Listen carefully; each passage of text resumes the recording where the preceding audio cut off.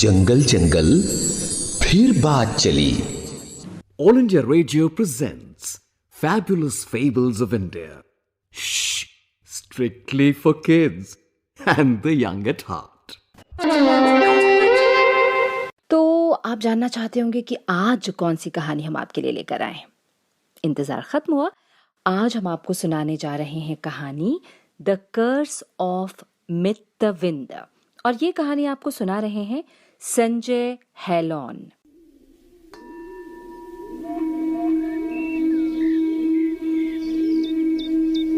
Once upon a time, long, long ago, there was this tiny monastery on top of this tiny hill in a tiny village. In this monastery lived many bhikshus and also a very happy monk.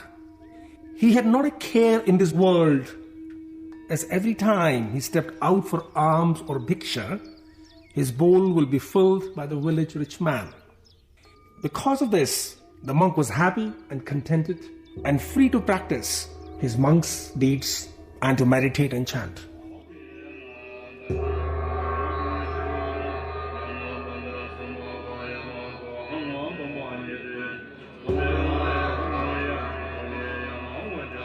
Early one morning, as the happy monk went about his duty of waking up his fellow monks, jingling his bunch of keys, he happened to look down the hillside.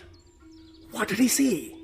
A new face that was a pleasant and calm of an elderly monk, perhaps from another land.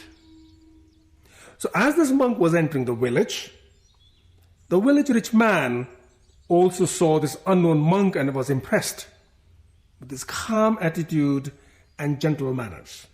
He decided to invite this elderly bhikshu to his home. Why don't you take shelter at the village monastery, O bhikshu? He said, I will also visit you there this evening to make sure that you are comfortable. The perfect monk gracefully accepted the invitation and reached the monastery, where he was pleasantly greeted by the happy monk who showed him to his room. The elderly monk passed his afternoon in meditation.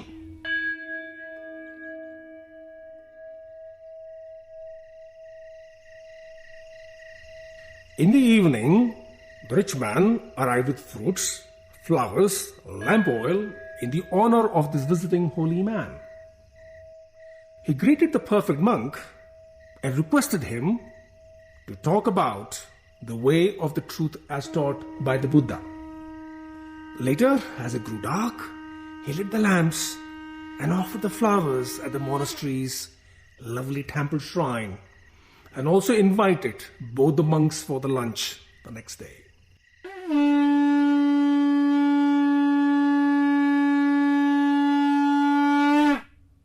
You think everything is going so well in this story, but a terrible thing happened. You know this little green monster called jealousy? The happy monk, who had been so contented, allowed the poison of the jealousy to creep into his mind. The happy monk stopped being happy, chewed his nails, and lost his good night's sleep. He could see that the village rich man had a very high regard for this new monk. What will happen if he stays back in this monastery? My supporter may stop caring for me. Will I still get the secure roof over my head and a bellyful of lunch every day? I must make sure that this new monk does not stay. I must think of a plan. I must get rid of him. Late that night, before retiring to their rooms, both monks met again. Though the elderly monk spoke in his usual friendly and compassionate way, the younger monk would not speak to him. Things had changed. The elderly monk was both very perceptive and wise. He understood that the monk was perhaps jealous and resentful. He thought, he is still very young. He does not understand I am free of any desire to remain here or leave.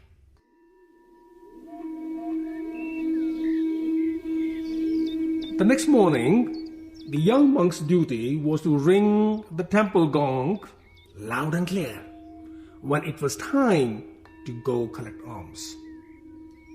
But he had a different and a hideous plan. He rang the gong so gently that even the birds in the courtyard could not hear. He also knocked the door of the visiting monk's room very lightly. Having completed his courteous duty in this tricky way, he went alone to the village rich man's home to collect alms. The village rich man bowed respectfully and asked the young monk, "Where is our august guest?" The young man wanted to poison rich man's ears. He said, "I have not seen him today. I rang the gong, knocked at his door, but he did not appear. Perhaps he was not used to this rich food and is still asleep, digesting his big meal and dreaming of his next feast." Meanwhile, back at the monastery, the elderly perfect monk awoke, cleaned himself, put on his robe, prayed, and then calmly departed from the monastery for his new journey. Whilst in the village, the rich man fed the young monk a delicious meal. When the monk had eaten his fill, the rich man took his bowl, scrubbed it clean, and filled it again with the same wonderful food to be taken back to the elderly bhikshu. Though the young monk accepted the generous gift for the other, his mind was completely taken over by jealousy. After thinking of pros and cons, or different ways of getting rid of this food, he finally threw the arms on hot burning coals and it burned up without a trace. But with that, he had also thrown away his peace of mind. For when he got back to the monastery, he found the visitor gone. "What have I done? I'm afraid something terrible will happen to me."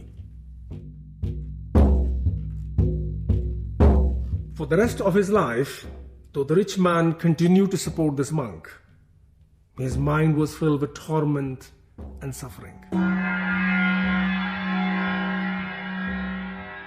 Even when he died, his torment continued many cycles of death and rebirth. Finally, he was fortunate to be reborn as a human again. But in the poorest of the poor beggar families of the holy city of Kashi, he was given the name Mittavinda.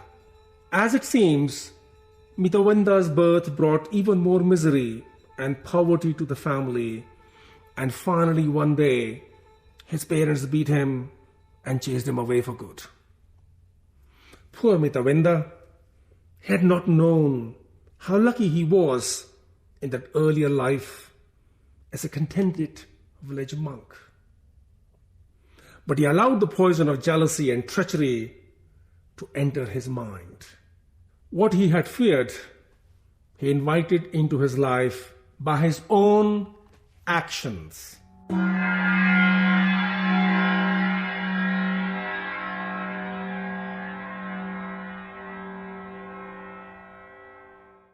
The curse of Mittavinda. अभी आप सुन रहे थे ये कहानी, जिसे सुना रहे थे संजय हेलॉन। कैसी लगी आपको ये कहानी? और हाँ, आपको क्या लगता है कि इस जातक कहानी का मॉरल क्या था? मसलन हमें क्या शिक्षा मिलती है इस कहानी से? हमें बताएंगे ना?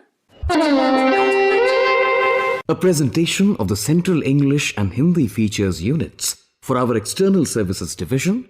This broadcast came to you from the Delhi station of All India Radio.